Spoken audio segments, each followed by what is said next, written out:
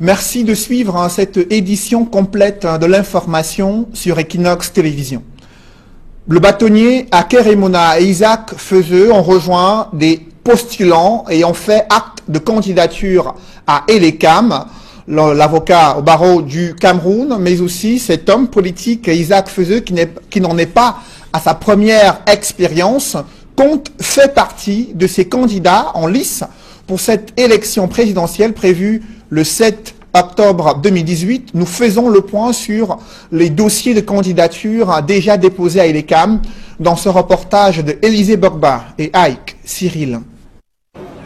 Déjà 6 candidats inscrits dans la course à la présidentielle au Cameroun.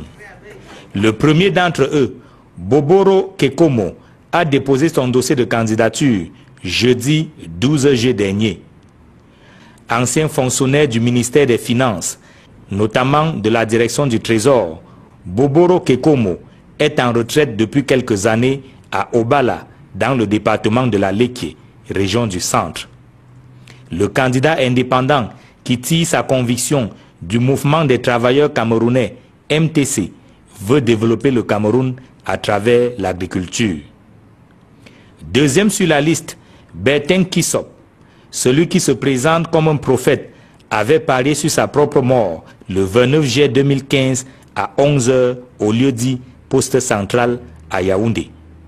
Resté finalement en vie, Bertin Kissop se présente sous la bannière du Cameroun Party for Social Justice, CPSJ. Son dossier a été reçu à Elekam le 13 juillet 2018. C'est ce même 13 juillet que le dossier de Paul Biya a été déposé. En poste depuis 1982, le candidat du Rassemblement démocratique du peuple camerounais, RDPC, brigue un 7e mandat à la tête de l'État. Le dossier de Maurice Kamto a également été déposé le 13 juillet 2018. Le président du Mouvement pour la Renaissance du Cameroun, MRC, qui en est à sa première tentative, se présente comme le tireur de pénalty qui va qualifier le Cameroun. 2 dossiers de candidature ont été déposés ce 16 juillet. D'abord celui de Isaac Feuzeux, le leader du mouvement pour l'émergence et le réveil citoyen, Merci, qui était déjà là en 2011, compte faire un meilleur score cette fois.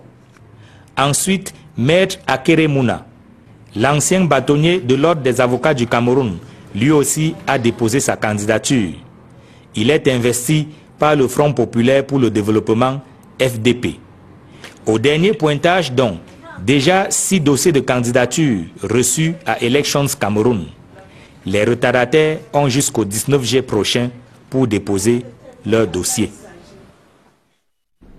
Et une autre candidature qui vient d'être déclarée pour cette élection présidentielle, celle du nommé Etondé, candidat indépendant. Il a réuni les hommes des médias ce jour à Douala pour leur faire part de son désir d'accéder à la magistrature suprême.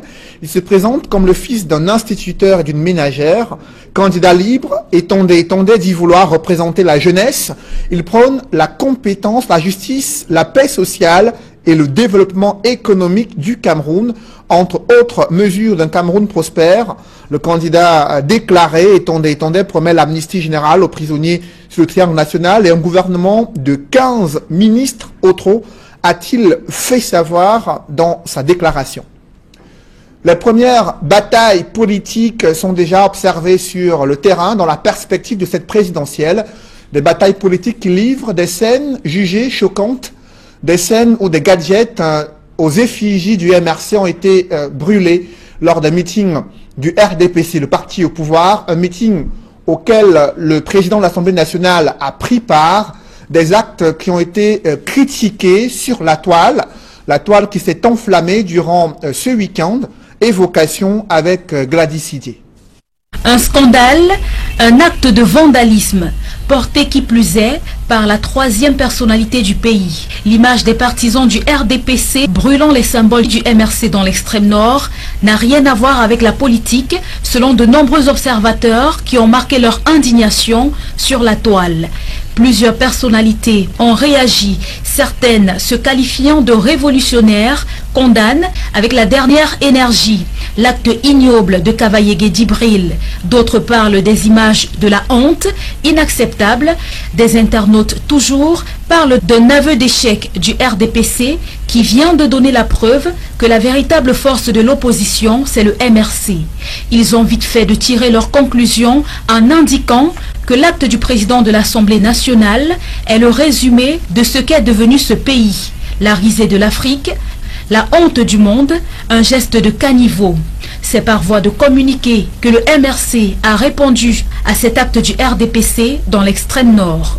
Selon le communiqué rendu public par la cellule de communication du parti de Maurice Kamto, il s'agit d'un acte grave, de surcroît prémédité et minutieusement préparé. Toujours selon ce communiqué, le MRC se dit plus que jamais convaincu que l'alternance reste possible et dans la paix, nonobstant le funeste message envoyé depuis Marois par Paul Biya et les siens. Le MRC a promis de se battre afin qu'une enquête judiciaire soit ouverte et débouche sur la punition des cadres du RDPC, dont le président de l'Assemblée nationale, qui ont incendié ou contribué à incendier ses effigies le week-end à Marois.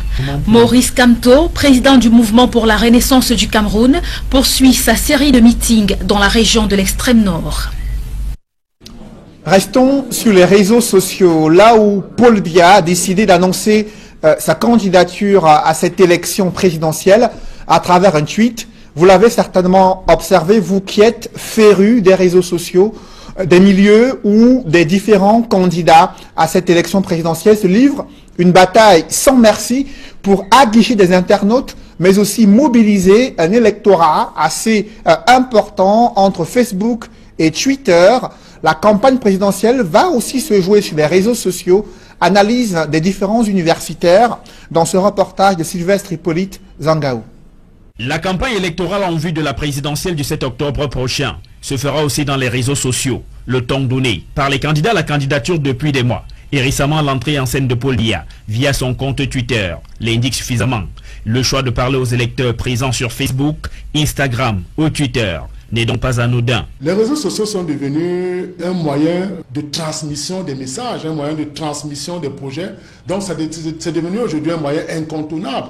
Les nouvelles technologies de l'information et de la communication, si vous ne les maîtrisez pas, c'est que vous êtes très en arrière. Or, les partis politiques, les leaders politiques commencent à comprendre que pour essayer de saisir davantage le peuple, il faudrait utiliser cet instrument qui est un instrument plus rapide, un instrument plus efficace dans le message qu'on voudrait passer.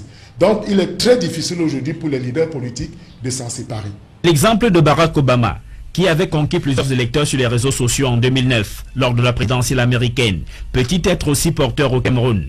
La réponse est oui. Le président de la République s'inscrit dans la modernité numérique, c'est-à-dire qu'il voudrait que, justement, pour faire passer le message, on peut utiliser un moyen comme Twitter. Le président de la République n'a pas été le seul à utiliser cette voie. On se rend compte que bien avant lui, Akeremouna a également utilisé la même voie. Il est passé par le canal Twitter pour annoncer, il avait tenu une adresse à l'endroit du peuple camerounais, il avait utilisé l'espace Twitter. Donc ça veut dire tout simplement que c'est devenu aujourd'hui un canal approprié, je le pense, qui permet donc de facilement toucher le public.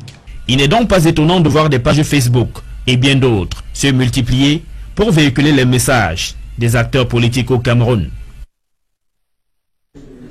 Restons dans ce chapitre politique pour évoquer ce meeting de soutien à Paul Biya, boycotté par le sénateur Grégoire Mbamba dans le département de l'Océan, alors que Jules Dorendongo, qui est président de la délégation départementale du RDPC, a organisé un meeting qui s'est tenu à Kribi.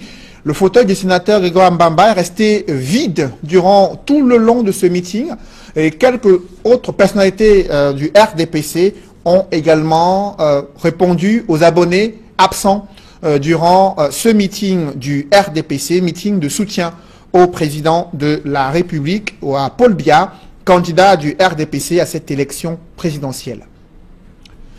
La situation socio-politique du Cameroun préoccupe la société civile. Elle plaide pour un cessez-le-feu dans les régions anglophones et à 3 mois de l'élection présidentielle, elle reproche au chef de l'État d'avoir violé le code électoral. Emmanuel Diop et Marcelin Gansap. Prenant acte de la convocation du corps électoral pour le 7 octobre 2018, Dynamique citoyenne dénonce tout de même la violation de la loi pour ce qui est de la prorogation du mandat des députés. C'est le 21 juin que le délai imposait la convocation du corps électoral pour les législatives et le 27 juin pour les municipales. Mais le chef de l'État a plutôt promulgué le 11 juillet une loi pour la prorogation. Je crois qu'il a réussi son coup. Il va contrôler maintenant les députés et les conseillers municipaux dont la légitimité relève de son décret. Qui plus est, le président de la République a fait fi des appels pressants de l'opposition et de la société civile concernant la révision de certaines dispositions du code électoral et notamment l'âge requis pour participer au vote. Au Cameroun, il y a 3 majorités. À 16 ans, vous pouvez fonder une famille, vous pouvez vous marier. À 18 ans, vous pouvez aller en prison pour les actes que vous avez posés. Mais vous n'avez pas le droit de choisir le chef de l'État qui doit vous diriger, ni votre conseil municipal, parce que la majorité électorale est à 20 ans. Ne fût-ce que ça, le chef de l'État pourrait nous concéder ça, en disant que la majorité électorale est à 18 ans, au moins. Mais il ne l'a pas fait. Nous comprenons qu'il a peur des jeunes, parce que les jeunes de 15 à 35 ans, 40 ans, sont peut-être 70%. Si on abaisse ça, on va avoir plein de jeunes qu'on ne pourra pas bien manipuler. Le contexte sécuritaire et sociopolitique préoccupe également Dynamique citoyenne qui plaide pour un cessez-le-feu dans les régions du nord-ouest et du sud-ouest. Surtout que la crise dite anglophone commence à déborder sur d'autres régions, notamment le littoral et l'ouest du pays. Les gens vont aux élections sachant bien que tout est vicié et ils ne dénoncent rien. Et on a cité Kawala parce qu'elle, au moins, elle a dit que tant qu'il y a la guerre, tant qu'il y a ceci, je ne vais pas aux élections. On demande le cessez-le-feu. Donc, ce que DC recommande, c'est que le discours cesse d'être un discours de guerre. Et comme la guerre est devenue asymétrique, est-ce que ce sont encore les rebelles ambazoniens qui font tout ça? Parce que, chemin faisant, même les bandits peuvent profiter pour entrer dans la danse. Parce que les ambazoniens, nous dit-on, veulent une république, l'Ambazonie. Quand ils vont à Fongo Tongo, c'est encore l'Ambazonie là-bas. Difficile dans ces conditions de déployer le plan d'assistance humanitaire d'urgence. La récente attaque du convoi du ministre de la Défense est un signal de ce que l'adversaire n'entend pas reculer. Parlons à présent de ces viols sur mineurs enregistrés à Ezeka dans le département du Nyong-Ekele. Des familles sont sous le choc.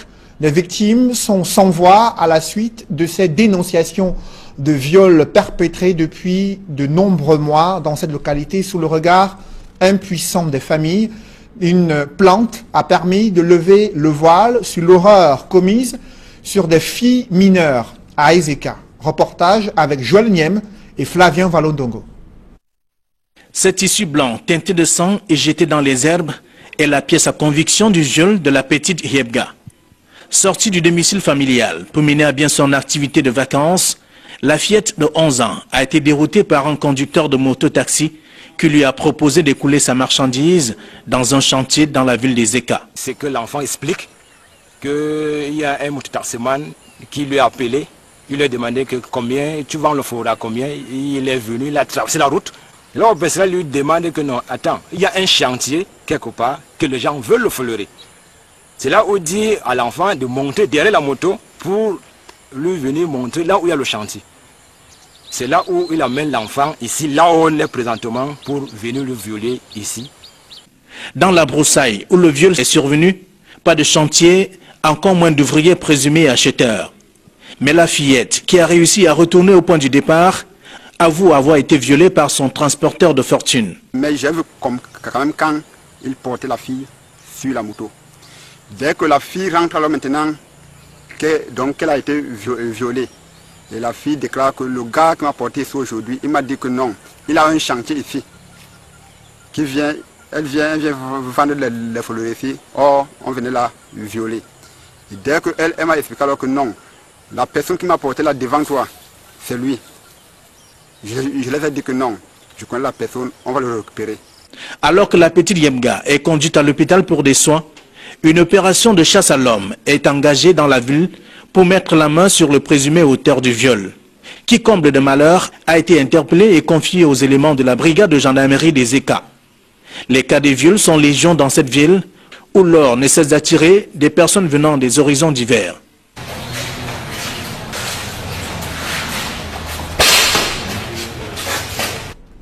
Précisons que des jeunes filles de 14 à 24 ans sont les plus infectées par le VIH-Sida. Ce sont des chiffres du ministre de la Santé publique qui note que 40 000 infections ont été enregistrées au cours des 12 derniers mois. Il évoque ce contraste entre des millions de préservatifs distribués et ces infections qui continuent de toucher des jeunes filles au Cameroun, notamment le VIH-Sida. Et au-delà de cette pandémie du sida, il y a une épidémie de choléra qui fait des ravages au Cameroun. Déjà, un mort enregistré selon un bilan officiel et 43 cas traités entre des districts de santé au nord et du côté de Yaoundé. Le gouvernement tente de rassurer sur les mesures mises en place pour contenir cette épidémie, mais la réalité est tout autre. C'est le constat que font nos reporters Élisée Bogba et Ike Cyril. Le choléra est de retour au Cameroun. Pas moins d'une 50aine de cas ont d'ores et déjà été enregistrés, dont un à Yaoundé, la capitale. Face à cette résurgence de la maladie, les pouvoirs publics pointent le non-respect des règles d'hygiène par les populations. Le choléra revient du fait que certaines personnes ne respectent plus les règles élémentaires d'hygiène. Donc je rappelle à tous, s'il vous plaît, ne vendez pas les aliments à même le sol. Les fruits sont en ce moment, ne les vendez pas à même le sol. Et si vous avez acheté les fruits, lavez les fruits, mettez un peu d'eau de javel dans l'eau que vous utilisez pour laver les fruits. Faites bien cuire les aliments. Nous aimons aujourd'hui les salades et autres. Faites attention, bien laver chaque feuille de salade. C'est très simple. Sur la 50aine de cas enregistrés, 6 personnes sont décédées. Mais pour les pouvoirs publics, tôt la maladie est dépistée, moins elle conduit à la mort. Si quelqu'un a une diarrhée et autre, sachez que le choléra peut tuer mais peut aussi être guéri immédiatement. Donc amenez la personne très vite en formation sanitaire. Mais déjà, faites-lui boire de l'eau à laquelle vous avez ajouté un peu de citron, du sucre ou un peu de sel, pas de l'eau simple, sinon il va tout perdre également. Ce n'est pas la première fois que le choléra sévit au Cameroun. En 2014, la maladie a fait 74 décès sur 1600 cas signalés dans les régions de l'extrême nord, du nord et de l'Adamawa. Le grand maître de l'ordre de Malte est arrivé en début de soirée au Cameroun. Il a été accueilli à l'aéroport par le Premier ministre Philémon. Le grand maître de l'ordre de Malte entame ainsi une visite officielle de 3 jours au Cameroun. Un tête-à-tête est prévu avec le chef de l'État, Paul Biya, demain, mardi, en mi-journée, au palais de l'Unité à Yaoundé. Ensuite, il se rendra dans un camp de réfugiés dans la région de l'Est. Et il visitera l'hôpital Saint-Jean de Malte à Njombe durant son séjour au Cameroun. Visite officielle de 3 jours. L'ordre de Malte qui a investi sur le plan humanitaire et hospitalier au Cameroun depuis une quarantaine d'années. D'ici 2050, plus de 100 millions de personnes seront confrontées à l'insécurité alimentaire et aux inondations, une problématique du changement climatique liée à la hausse de température et la montée des eaux de mer. Pour préserver les municipalités camerounaises de ces catastrophes, l'ex-ministre française de l'écologie, Ségolène Royal, propose l'énergie solaire aux communes, aux municipalités camerounaises. Des précisions avec Galastana et Jean-Paul Chouniat. Au séjour de Ségolène Royal dans le Ndé, Célestine Ketia-Courtez, maire de Banganté et présidente du Refelacam, aborde avec son hôte la question du changement climatique et ses dégâts sur la faune et la flore d'Afrique. La faute aux pays industrialisés. Eux ont utilisé les énergies fossiles et ont pollué la planète, qui sont responsables du réchauffement climatique, et les pays africains qui ne sont pas responsables du réchauffement climatique subissent les conséquences avec justement la chaleur, la sécheresse, les déplacements de population, etc. L'ex-ministre française de l'écologie exige des pays pollueurs le transfert de technologies vers l'Afrique pour réparer ces torts causés au continent. et Ségolène Royal de proposer le solaire aux municipalités camerounaises pour lutter contre le réchauffement de la planète. Il y a toutes les conditions réunies pour produire de l'énergie solaire. Évidemment, on est très riche en rivières, donc on peut produire de l'énergie hydroélectrique. Et là, au-dessus de nos têtes, avec le soleil, qu'il faut transformer en énergie. Et donc, il y a une exigence de transfert de technologie.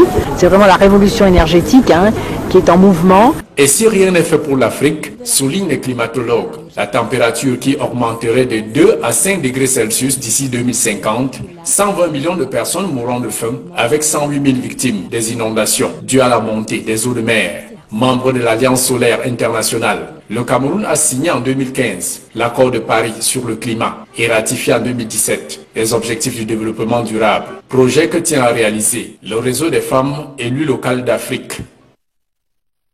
En économie, les travaux de construction du data center de Camtel sont réalisés à un rythme satisfaisant.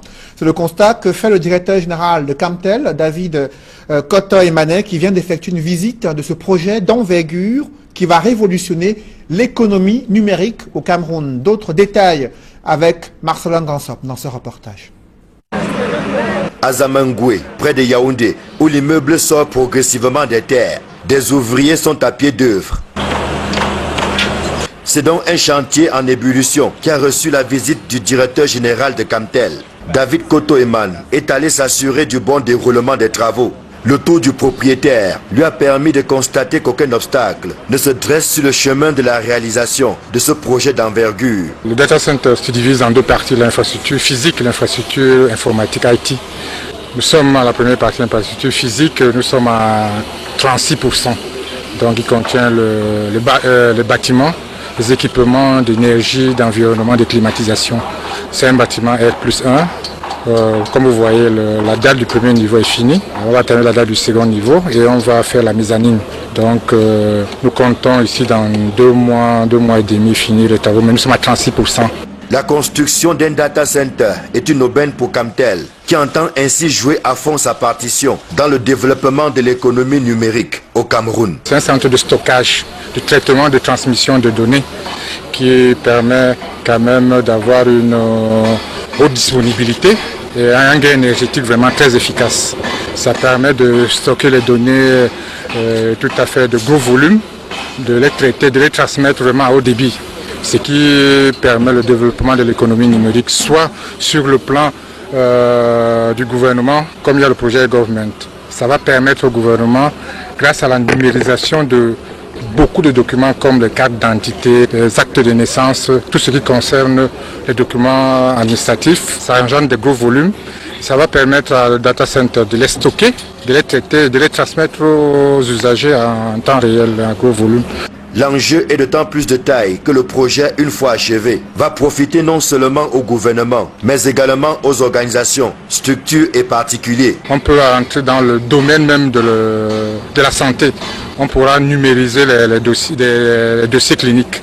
Donc on ne pourra plus les transmettre sur version papier.